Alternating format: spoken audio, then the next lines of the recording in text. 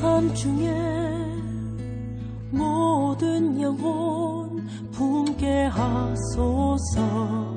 살리게 하소서. 나의 삶을 넘어서 모든 민족을 품게 하소서. 살리게 하소서. 나를 받으옵소서. 세계 복음화를 위하여 나를 보내주소서. 모든 열방 가운데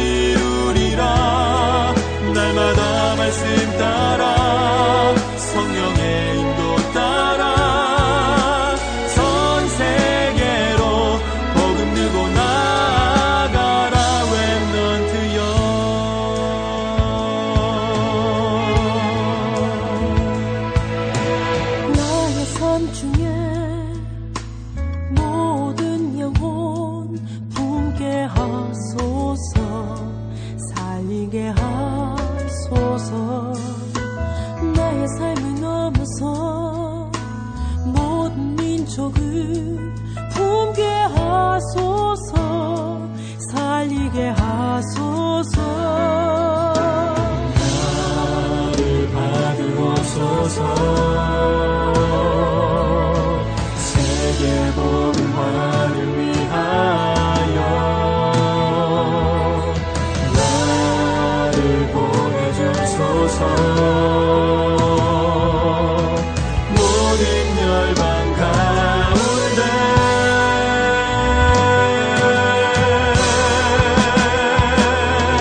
전 세계를 향해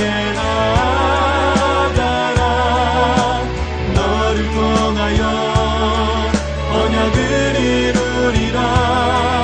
날마다 말씀 따라 성령의 인도 따라 전 세계로 복음 들고 나가라. 전 세계를 향해 나가라. 너를 통하여 언약을 이루리라. 날마다 말씀 따라 성령의 인도 따라 전 세계로 복음 들고 나가라. 렘넌트여 성령이 임하소서. 간구하는 우리에게 주여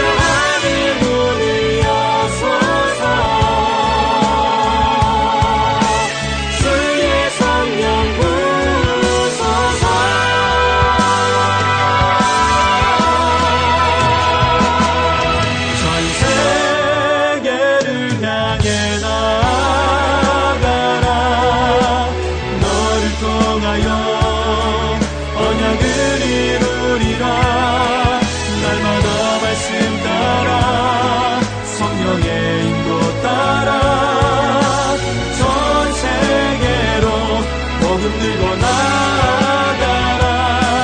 전 세계를 향해 나가라. 너를 통하여 언약을 이루리라. 날마다 말씀 따라 성령의 인도 따라 전 세계로 복음 들고 나가라. 렘넌트여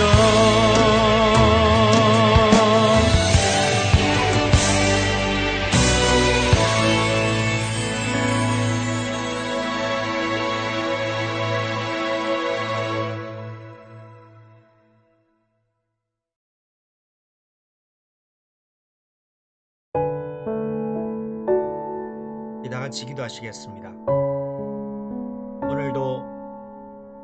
그리스도의 증인, 부활된 증인으로 우리가 서게 하시고 우리에게 허락하신 지금의 상황과 현장 속에 하나님의 뜻이 이루어지는 귀한 시간 될 수 있도록 무엇보다 우리가 성령 충만한 힘을 공급받고 승리하는 부활의 증인으로 인도받을 수 있기를 기도하시겠습니다.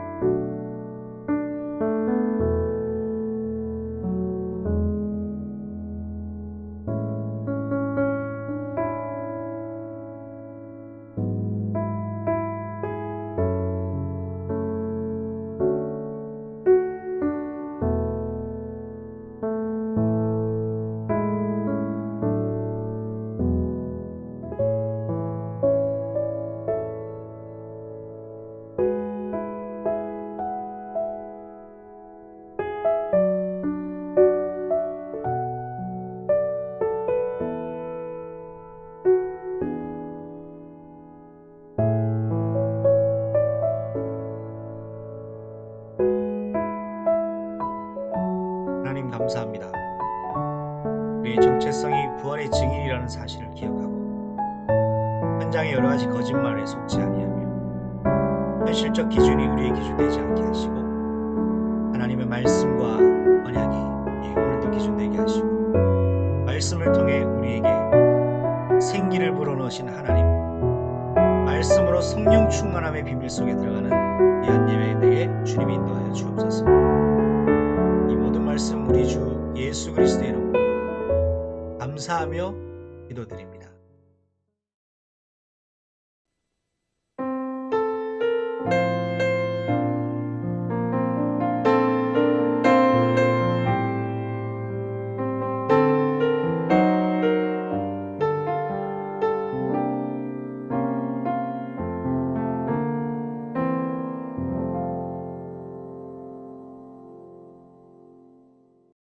목요예배 성경 본문입니다. 창세기 18장 20절에서 33절까지 말씀입니다. 그러나 두 절만 확인하고자 합니다. 32절과 33절 두 절입니다. 함께 읽습니다. 아브라함이 또 이르되 주는 노하지 마옵소서. 내가 한 번만 더 아뢰리이다. 거기서 신명을 찾으시면 어찌하려 하시나이까 이르시되 내가 신명으로 말미암아 멸하지 아니하리라. 여호와께서 아브라함과 말씀을 마치시고 가시니 아브라함도 자기 곳으로 돌아갔더라. 아멘.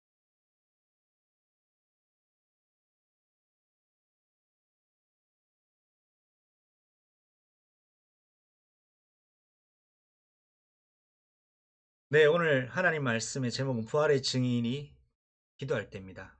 부활의 증인이 기도할 때 어떤 일이 일어날까요?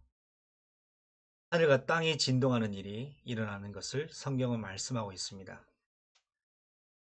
오늘 여러분의 영적인 정체성이 부활의 증인으로서 출발하는 가장 귀하고 복된 날 되시기 바랍니다. 현장에는 언제든지 세 가지 거짓말로 저와 여러분을 속이고 있습니다. 현장의 임금처럼 역사하고 임금의 노릇하고 있는 사단이, 거짓말을 여긴 사단이 현실과 현장이라는 우리 눈앞에 있는 것들을 통해서 여러분의 원래의 것, 여러분에게 하나님 처음부터 본질적인 것 주신 것을 놓치도록 만든다는 것을 기억하시기 바랍니다. 현장의 세 가지를 꼭 기억해야 되겠습니다. 첫 번째는 나는 누구인가입니다. 여러분은 하나님의 말씀 기준 속에, 언약 기준 속에 내가 누구인가를 발견해야 됩니다. 요셉은 노예로 갔고 감옥에 갔습니다. 누명 뒤집어 썼습니다. 세상 기준으로 봤을 때는 감옥 갈 일 아니었는데 감옥 가게 되었고요. 누명 뒤집어 쓸 일도 아니었는데 누명을 뒤집어 썼죠. 세상은 그를 정죄하고 그를 노예로, 그를 강간범으로 정죄했습니다. 그러나 하나님은 노예도 아닌, 강간범도 아닌 요셉에게 하나님이 특별한 계획을 가지고 애굽을 선교하기 위한 선교사로, 방법은 우리가 이해할 수 없는 방법이었지만 하나님이 원하시는 계획을 이루시기 위하여 뜻밖의, 우리로서는 납득되지 아니하는 상황으로 허락하셔서 인도하셨다는 사실입니다. 그래서 나의 정체성을 세상 현장과 지금 시간표라는 것에서 찾을 것이 아니라 말씀과 언약 기준에 둬야 된다는 사실입니다. 두 번째를 기억할 것이 있습니다. 나는 무엇을 가지고 있느냐입니다. 현실적으로 내가 무엇을 가지고 있느냐, 우리의 어떤 부의 가치나 부의 소유의 어떤 것을 질문하는 것이 아닙니다. 이 세상의 모든 것은 다 지나갑니다. 내가 가지고 있는 모든 것, 어쩌면 사라지고 있는 것일지도 모릅니다. 영원한 것이 없습니다. 그러면 우리가 무엇을 가지고 있느냐? 예수 그리스도를 말미암아 부활의 증인된 저와 여러분은 복음이라는 죄와 사망 권세를 무너뜨린 완벽한 권세를 가지고 있고요. 복음 가지고 있는 자는 기도라는 어마어마한 무기를 가지고 있습니다. 이 권세와 신분을 오늘 누릴 때 하늘과 땅이 진동한다는 사실입니다. 우리 눈에 보이지 않는 영적 지각 변동이 일어납니다. 부활의 증인이 기도할 때는 하나님이 그가 명령하시는 천군과 천사를 통하여 하나님의 일을 진행해 나가시기 때문입니다. 세 번째입니다. 나는 무엇을 해야 될 것인가입니다. 노예로 있었던 요셉은 그의 정체성이 노예는 아니었습니다. 감옥에 있었지만 요셉의 그 정체성은 죄수가 아니었습니다. 요셉의 정체성은 하나님이 주신 언약적 꿈이었고, 비록 노예와 감옥이라는 현장과 현실 속에 있었지만 요셉에게는 하나님이 이루실 아무도 알지 못했던 그 시대를 살릴 하나님의 특별한 계획을 가지고 있었다라는 사실입니다. 요셉이 만약 그 삶과 현장을 비관하고 만약에 스스로 목숨 끊었다면 그런 축복을 받지 못했을지도 모르죠. 비관하지 않고 낙심하지 않고, 상황은 정말 낙심할 수밖에 없고 낙심할 수밖에 없는 어쩌면 그런 상황인다 할지라도 요셉이 요셉 될 수 있었던 것은 그가 사방팔방이 모두 다 막혀있을 그때 오직 살아계신 하나님께 의뢰했다는 것, 그것이 요셉의 인생을 아마 점핑 포인트로 바꾸시는 중요한 비밀이었다라고 저는 생각합니다. 그래서 여러분 세 가지를 꼭 기억하십시오. 내가 누구인가? 나는 무엇을 가지고 있는가? 나는 무엇을 해야 될 것인가? 현실이라는 기준은 거짓말입니다. 그렇다고 현실을 무조건 부정이란 말이 아닙니다. 현실 속에서 영원한 것을 가지고 오늘 살아야 되겠습니다. 자, 오늘 본문의 말씀을 우리가 익히 잘 알고 있죠. 내용인즉슨 그렇습니다. 아브라함에 관한 이야기인데요. 하나님께서 아브라함에게 나타나셨습니다. 아브라함에게 언제 나타나셨느냐? 창세기 18장은 하나님이 아브라함에게 사람의 모습으로 나타나신 중요한 사건을 말씀하고 있는데, 자, 창세기의 12장에 하나님 아브라함을 부르셨죠. 아브라함이 하나님을 잘 몰랐지만 하나님의 그 부르심의 감동으로 움직이게 되었습니다. 하나님을 잘 알든 잘 알지 못했든 중요한 것은 창세기 12장 4절에 하나님의 말씀대로 말씀 따라갔다라고 되어 있습니다. 그렇습니다. 하나님을 잘 모른다 할지라도, 우리가 신앙과 복음의 기별을 잘 모른다 할지라도 하나님의 말씀 따라간다면 반드시 승리합니다. 그렇다면 여러분, 오늘 현실을 살면서, 바쁜 현실을 살면서 나조차도 뒤돌아볼 수 없는 바쁜 시간을 살면서 결코 양보하지 말아야 될 것이 한 가지가 있습니다. 그것이 뭐냐? 하나님의 말씀의 이정표입니다. 다람쥐 쳇바퀴 돌듯이 열심히 살고 있습니까? 현실을 살아가고 현장을 살아가려면 당연히 그렇게 해야 되겠죠. 그러나 여러분은 생명과 성령의 법 아래 있는 사람이라는 것을 기억하고, 다람쥐 쳇바퀴 도는 현실 같다 할지라도 그 속에서 임마누엘의 비밀을 누리는 비밀을 가지고 여러분 살아야 된다는 것을 기억하시기를 바랍니다. 자, 이런 아브라함에게, 말씀 따라간 아브라함에게 어려움도 왔습니다. 기근을 보자 애굽 땅으로 피신하게 됐습니다. 애굽 땅에 가는 것은 하나님의 뜻이 아니었습니다. 그러나 아브라함의 선택으로 애굽 땅에 건너가게 됐죠. 거기서 하지 않아도 될 고생을 하게 됩니다. 살아남기 위하여 하나님께 지혜를 구하는 것을 내 생각과 내 계획대로 살다 보니까 기도하기는커녕 문제 수습하는데 바빠 보이는 아브라함을 보게 됩니다. 아내를 누이라고 했고 그곳에 있는 에비멜렉에게 아내가 뺏기고 하나님은 그날 밤 에비멜렉에 나타나셔서 아브라함의 아내 사라를 지키시고 보호하셨고 아비멜렉에게 경고하시면서 아브라함은 생각지 못한 재산적 경제적 유익을 얻긴 했지만 부러움을 당하기도 했지요. 이렇게 아브라함의 여정 가운데서 조카 롯을 포기할 수 없는 상황 속에서 하나님은 조카 롯을 떠나보낼 것을 말씀하셨습니다.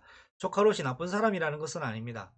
문제는 아브라함이 하나님을 의지하기보다 눈앞에 보이는 조카 롯을 더 의지하는 부분 때문이었습니다.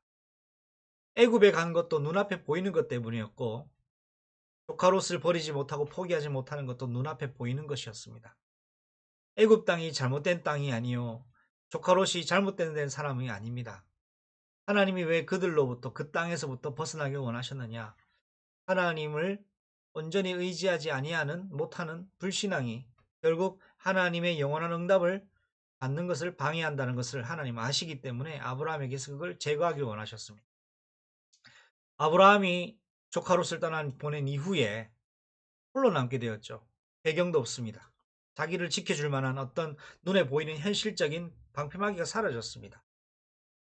어쩌면 진짜 위험한 시간표가 그때였는지 모릅니다. 그러나 성경을 통해 우리는 알 수 있는 것은 아브라함이 하나님을 붙잡고 언약적 결단을 했을 때 비록 환경적인 상황은 가장 위험에 노출되어 있지만 가장 안정적이고 가장 보호받고 있었던 때가 바로 하나님의 언약 잡고 있었던 그때라는 사실입니다. 그렇다면 여러분이 언약 잡고 세상 기준을 내려놓는다면 그때가 가장 하나님의 가장 세밀하고 정확한 보호를 받는 그때가 맞을 것이라고 저는 확신합니다. 이렇게 조카 롯을 떠나보내고 난 이후에 일어난 사건이죠. 어느 날 아브라함에게 하나님은 나타나셨습니다. 하나님의 응답이 없는 것 같은 기나긴 시간이 지났는데 어느 날 하나님은 아브라함에게 나타나셔서 아브라함에게 뜻깊은 소식을 전달하시죠. 내년 이맘때쯤에 내게 아들이 있을 것이다 라는 이삭 출생을 예고하셨고 하나님이 아브라함의 집에 잠시 머물렀던 이유를 말씀하셨습니다. 소돔 고모라 땅에 죄악이 가득했기 때문에 그곳에서 그것을 심판하기 위해 오셨다는 사실입니다. 하나님의 나타나심은 아브라함 가정에게는 축복된 메시지를 전달하러 오셨고 소돔 고모라는 심판을 단행하러 오신 것입니다. 이렇게 언약 가진 자와 언약 가진 교회는 하나님의 나타나심이 축복의 메시지를 가지고 응답받을 기회이지만 하나님을 모르는 불신 현장은 하나님의 나타나심은 심판과 저주가 그들을 기다린다는 사실을 기억하고 오늘이라는 시간표 속에 주님 오심을 기억하며 우리는 오늘도 다가올 주님의 재림 또 실현될 하나님의 새하늘과 새 땅의 축복을 소망하며 오늘을 전도자와 부활의 증인으로 살아야 되겠습니다. 자, 첫 번째입니다. 부활의 증인인 아브라함이 하나님과의 대면과 통해서 하나님의 일을 진행하시려 하나님은 소돔 고모라를 심판하러 가시는 과정 속에 있습니다. 그 속에서 아브라함과 하나님이 대화를 나누는 중보기도의 중요한 내용이죠. 하나님, 만약 그 성에 의인이 있다면 어떻게 하시겠습니까? 라는 질문에 하나님은 의인이 있다면 내가 그 성을 멸하지 않겠다 라고 말씀하셨습니다. 자, 그 성에 의인이 있고 없고를 떠나 아브라함 마음속 내면 깊은 곳에는 소돔 고모라 땅에 조카 롯이 살고 있기 때문에 조카 롯마저 심판받고 멸망받는 걸 원하지 않았었던 것 같습니다. 왜냐하니까 자기 생각에는 조카 롯이 의인이라고 생각을 했기 때문이죠. 그러나 하나님 보실 때는 조카 롯이 의인은 아니었던 것 같습니다. 이처럼 우리가 보는 기준과 하나님 보시는 기준은 다를 수 있다라는 것입니다. 자, 하나님께 그러면 하나님 만약에 소돔 고모라 성에 의인이 30명, 20명, 10명이 있다면 어떻게 되겠습니까? 그 땅을 의인이 살아있는데도 불구하고 멸망받는 것은 부당하지 않습니까? 그때 하나님은 내가 의인 10명을 찾는다면 소돔과 고모라 땅 멸망시키지 않겠다라고 말씀하셨습니다. 연거푸되는 질문 속에 의인이 없다라는 그런 확고한 뜻을 전달받은 아브라함은 더 이상 하나님께 여쭈지 않았지만 그 본문을 통해서 말씀하고 있는 내용이 있습니다. 소돔과 고모라 땅에는 누가 없다고요? 복음 가진 의인이 없다라는 사실입니다. 사랑하는 여러분, 특별히 전도자로 부름받은 그의 교회에 권속된 여러분, 여러분이 지금 속한 현장은 참 어렵고 가혹하고 쉽지 않은 시간표일지도 모릅니다. 왜냐하니까 여러분이 살고 있는 그 현장이 소돔과 고모라 같은 현장이기 때문입니다. 그러나 여러분이 참복음과 참복음의 능력 가지고 오늘 그 현장에 도태되지 아니하고 그 현장에 빠지지 아니하고 그 현장에 속지 아니한다면 여러분은 여러분 때문에 다가올 저주재앙을 예수 그리스도의 이름으로 막아낼 수 있는 의인의 역할을 감당하게 됩니다. 소돔 고모라에 여러분 같은 전도자 한 명 없었기 때문에 멸망받을 수밖에 없었습니다. 만약 소돔 고모라 땅에 참복음과 참기도의 비밀을 누리는 한 사람이 있었다면 그 심판은 딜레이 되거나 보류되었을지도 모릅니다. 여러분의 현장에 소돔 고모라 같은 여러분의 현장 속에 부활의 증인으로 그 눈을 가지고 출발하시기 바랍니다. 두 번째입니다. 부활의 증인의 기도의 능력입니다. 부활의 증인의 기도가 얼마나 큰 능력이 있느냐. 아브라함은 하나님께 솔직하지는 못했습니다. 그게 무슨 말이냐. 내 조카 롯이 거기에 살고 있으니까 하나님 조카 롯을 살려주세요. 라고는 기도를 하지 못했어요. 왜 그랬는지는 자세히는 모르겠습니다. 사실 아브라함의 관심은 소돔 고모라 성에 있는 의인들의 여부가 아니라 내 조카와 가족들이 거기에 있다라는 것이었습니다. 그런데 그만큼 하나님께 내 조카를 살려달라고는 기도를 못했던 것이죠. 그렇게 디테일하게 구체적으로 아마 뻔뻔한 기도를 하지 못했던 것 같습니다. 왜 그러냐? 그건 바로 하나님과의 관계 문제라고 저는 생각합니다. 뻔뻔하게 이야기할 수 있을 만큼 우리 주위 친구들이나 우리 주위 관계들을 보면 사람들 참 뻔뻔한 사람들을 관계를 느낄 수 있죠. 자, 그런데 나쁘게 보는 것이 아니라 그 뻔뻔하게 행동할 만큼 나를 편안하게 생각한다는 것이고 그 관계를 그 사람은 인정한다는 것입니다. 어쩌면 하나님은 조카 롯을 향한 아브라함의 기도가 좀 더 어쩌면 뻔뻔한 기도를 했다면 어땠을까라는 기분 좋은 상상도 해봅니다. 이처럼 하나님은 우리의 깊은 관계를 원하십니다. 아브라함의 속내를 굳이 얘기하진 않았습니다. 하나님, 조카 롯이 살고 있습니다. 저 조카 롯 살려주세요. 라고 기도해도 되는데 그렇게 하진 못했어요. 설령 하나님이 이런 기도 제목까지 들어주실까라는 고민이 있었는지는 모르겠습니다만 하나님께서는 이 조카 롯을 향한 아브라함의 마음을 기도하지 않아도 간구하지 않아도 알고 있었다라는 사실. 이유야 지되었든 간에 조카 롯은 아브라함이 중보한 그 기도와 하나님의 결정으로 심판을 면하게 됩니다. 구체적으로 하나님 조카 롯을 살려달라고 기도하진 않았지만 하나님은 부활의 증인인 아브라함의 속마음을 알고 계셨다는 사실이죠.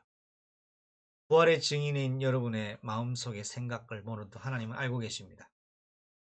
하나님은 여러분이 굳이 이야기하지 않아도 알고 계십니다. 그러나 하나님이 원하는 것은 진솔한 관계인 것 같습니다. 여러분이 지금 안 되어지는 것은 안 된다고 기도하시고 답답한 문제는 답답하다고 기도하시고 간구하시고 또 어렵다면 어렵다고 하나님께 간구해 보십시오. 문제를 당한 것을 해결해 달라는 힘달라는 정도의 기도가 아니라 하나님 이러이러한 상황입니다. 이렇게 하는데 내가 어떻게 해야 됩니까? 나 답이 없습니다. 라고 편하게 기도할 수 있는 그런 여러분에게 하나님과의 깊은 관계가 조금 더 진행되는 축복이 됐으면 좋겠습니다. 이렇게 부활의 증인이 기도할 때는요. 하나님의 뜻을 바꾸시는 일도 일어납니다. 부활의 증인 아브라함의 기도 때문에 조카 롯은 구원을 받습니다. 그의 가족은 심판에서 건진받습니다. 그들의 의로운 행동이 아니라 아브라함의 마음, 아브라함의 중심에 조카 롯을 살리고자 하는 마음, 부활의 증인의 마음 속에 그 기도의 소망이 하나님은 알고 계셨고 그 소원을 만족시켜 주신 것이죠. 이처럼 부활의 증인에게는 하나님의 특별한 관심이 있고 부활의 증인이 능력 알고 이 사실을 알고 기도할 때 어떤 일이 일어나겠습니까? 여러분 이 사실과 비밀을 누리고 기도를 시작하시기 바랍니다. 세 번째입니다. 아브라함이 조카 롯을 던지는 그 마음을 하나님을 알고 계셨고 하나님께서는 그 조카 롯을 아브라함이 모르는 사이에 천사를 보내셔서 일을 진행해 나가셨습니다. 하나님은 여러분의 모든 상황에 모든 여건을 다 알고 계시는 하나님이십니다. 현장의 문제, 시대의 문제, 가정의 문제, 경제의 문제, 인간관계의 문제에 대한 모든 답을 하나님 가지고 계십니다. 그렇기 때문에 여러분 답을 하나님께 찾아야 마땅합니다. 이 답을 얻기 위하여 여러분 가장 먼저 가져야 될 것이 성령의 충만함입니다. 이 문제 해결은 하나님 문제 해결해 주실 수 있습니다. 그런데 이 땅에 사는 한 문제는 끝나지 않습니다. 그 문제만 해결되면 끝나는 게 아니란 말이죠. 그 문제에 또 다른 문제가 올 수 있고 더 큰 문제가 올 수 있습니다. 그러나 이 모든 문제를 일련의 문제들을 한 번에 통과해 나가고 한 번에 무너뜨리고 한 번에 문제에 매달리거나 걸려들지 않는 비밀을 누리려면 바로 하나님의 영원한 영적인 비밀이신 그리스도를 내 오늘의 현장 속에서 답으로 해답으로 누리는 것입니다. 임마누엘의 비밀을 누리는 그리스도의 증인의 현장 속에는 사단의 권세가 결코 흠탈 수가 없습니다. 부활의 증인의 기도는 하나님의 뜻을 바꾸시기까지 하셨습니다. 혹시 여러분이 여러분이 있는 현장 속에 안 될 것 같은 문제가 있거나 안 될 것 같은 어려움이 있다 할지라도 부활의 증인의 능력과 신분과 권세와 정체성 가지고 오늘부터 기도를 시작해 보십시오. 하나님이 여러분에게 크고 알지 못할 큰 응답으로 함께 하실 것입니다. 말씀 맺겠습니다. 부활의 증인이 기도할 때 하나님은 여러분에게 여러분이 진짜 복음의 증인임을 확인시켜 주시고요. 부활의 증인인 여러분이 기도할 때 하나님은 천군과 천사를 파송하십니다. 부활의 증인인 여러분이 기도할 때 하나님은 여러분이 알지 못하는 사이에 일을 하고 계십니다. 여러분 이번 한 주간 남은 며칠간의 시간 동안 안 되어지는 문제, 답답한 문제, 괴로운 문제를 두고 하나님께 질문하고 더 가까이 하나님께 나아가는 그런 중요한 기회로 삼으시기 바랍니다. 여러분의 인생의 문제의 답은 하나님은 가지고 계십니다. 하나님만이 여러분의 인생 문제 해결하실 수 있습니다. 이미 해결하셨고요. 여러분이 부활의 증인으로서 어제 나를 의지했던 내 모습을 오늘 버리고 하나님만 온전히 의지하는 중요한 언약적 믿음 가지고 출발하기를 우리 주가 되신 예수님의 이름으로 감사하며 기도드립니다. 한번 기도할까요? 하나님 아버지 감사합니다. 오늘도 말씀 속에 승리하게 하시고 주신 말씀으로 현장의 증인으로 부활의 증인으로 기도의 능력을 비밀을 누리는 가장 귀하고 복된 하나님의 권속들 되게 주님이 인도하여 주옵소서. 예수님의 이름으로 감사하며 기도드립니다. 아멘.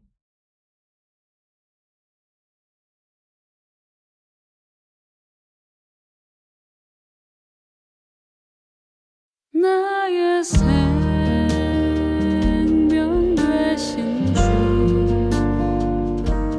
주님 앞에 나아갑니다.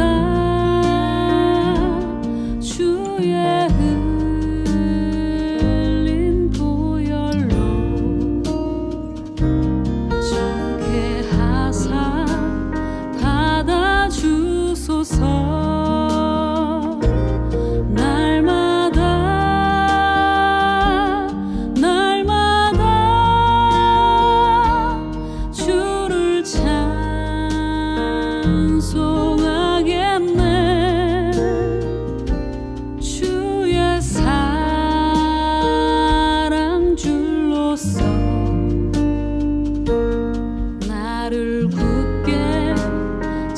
잡아내소서.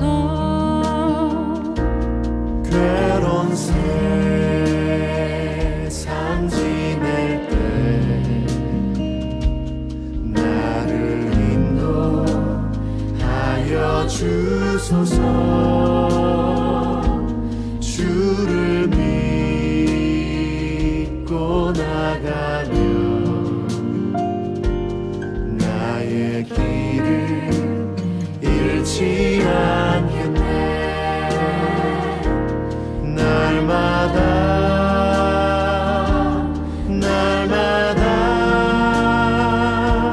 주를 찬송하겠네.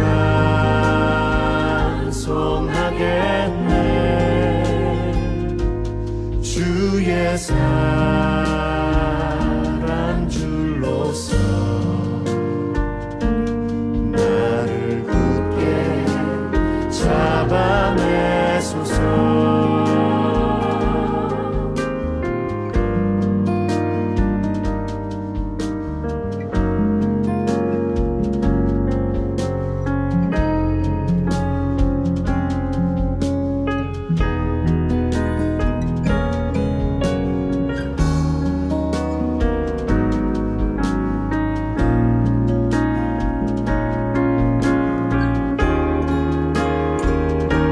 세상 살아갈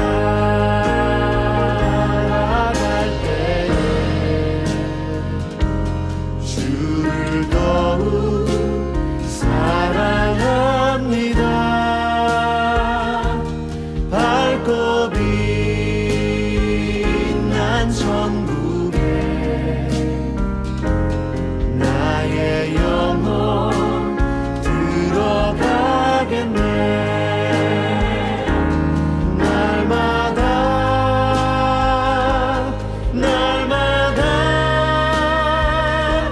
주를 찬송하겠네.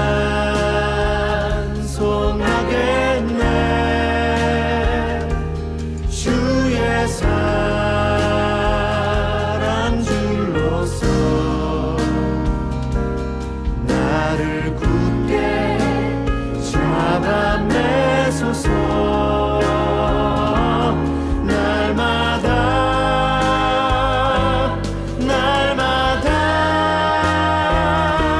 주를 찬송하겠네.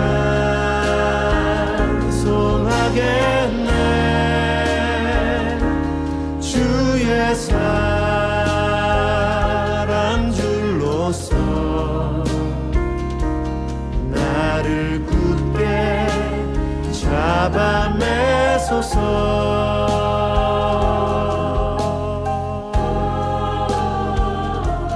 나를 굳게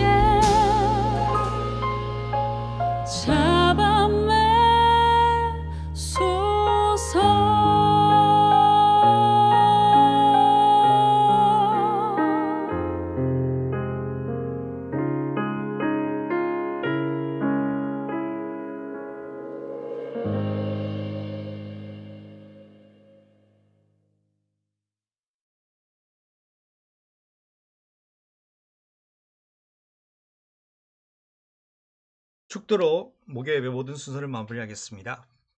지금은 만왕의 왕이 되시며 만주의 주가 되신 우리 주 예수 그리스도의 은혜와 하나님의 크고 놀라우신 영원한 사랑하심과 성령 하나님의 내주인도 교통하심이 부활의 증인이 기도할 때에 하늘과 땅이 영적으로 진동하며 영적 지각 변동이 일어나는 것을 믿고 기도하기로 결단하는 자들 머리 위에 지금으로부터 영원토록 항상 함께 계실지어다. 아멘. 주 예수여 속히 오시옵소서.